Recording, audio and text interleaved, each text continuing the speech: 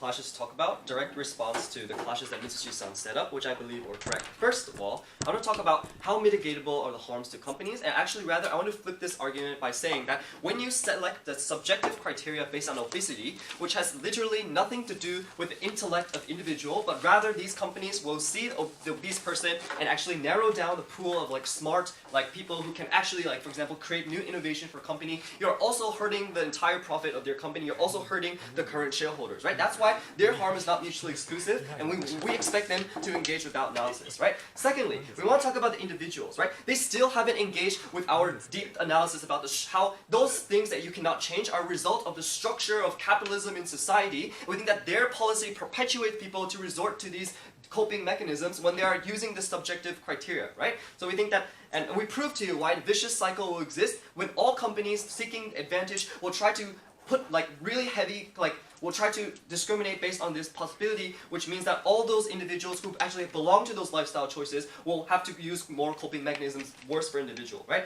Thirdly, I want to quickly talk about why this debate is not trade-off between current shareholder and future workers, given that they have not proved to us why in some cases we can still talk on government, we can still talk about the case where the individual habit or lifestyle has no impact on profit, right? Then moving on to the first clash about why it's still justified for our side of the house to talk about the case where the individual lifestyle has no impact on profit. The only response comes from Mitsushi-san when he talks about, okay, look, if these companies don't care, if these companies understand that the lifestyle choice won't affect our profit, then they're not discriminating anyway, so they're just being retarded like government, right? But that's not why, right? First of all, this doesn't engage with our principle justification, right? The very existence of this policy does not depend on the consequence which some companies will actually use the policy, right? Just because we prove to you why this policy, as a result of putting immense pressure on individuals who simply cannot change that situation, shouldn't exist in the first place. This is just reframing the debate in a way that we don't think is justified. But secondly, we think that some corporations are extremely discriminatory, right? For example, Huawei, which is a mobile internet company in China, or even Google in New York City, they don't hire people from certain, they actively don't hire people who, for example, have certain lifestyle choices, right? For example, people who are people who do belong to some religion, or people who do not exercise, right? So we think that in those cases, we think we should still talk about those companies. So basically, the point is they might not care at the moment, but they always understand that there's a risk, because they have to compete, and in the future, when their company is growing larger, we think that they will care, right? So we can still talk about those companies, and if those companies exist on our side of the house, we didn't hear any refutation why they can tackle with that paradigm. But moving on to the company's case, right? We think the main case that they talked about was, well, this is going to damage client trust and profitability and efficacy within the company. We think all of those points are contingent on the fact that under their side of the house, they are able to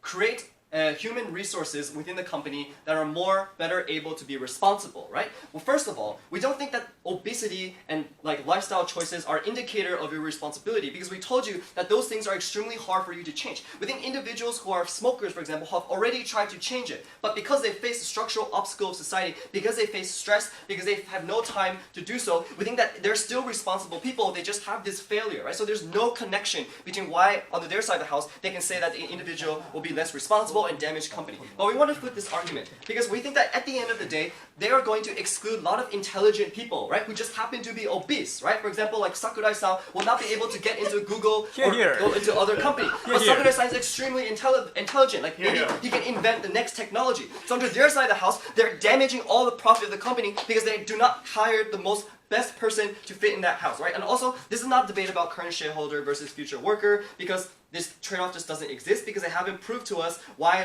the profit is actually damaged, given my entire analysis about how they are the ones who are excluding intelligent workers who can contribute to this company. So that profit doesn't exist. At the end of the day, remember this. We are the ones who protect individuals, because we do not force them to join the coping mechanism. We're the ones and we believe that individuals suffer more qualitatively, and even we don't think they have proved to us why the company will be harmed, because at their side of the house, they're actually excluding very intelligent people. We don't think they have a case, which is why we're proud to win.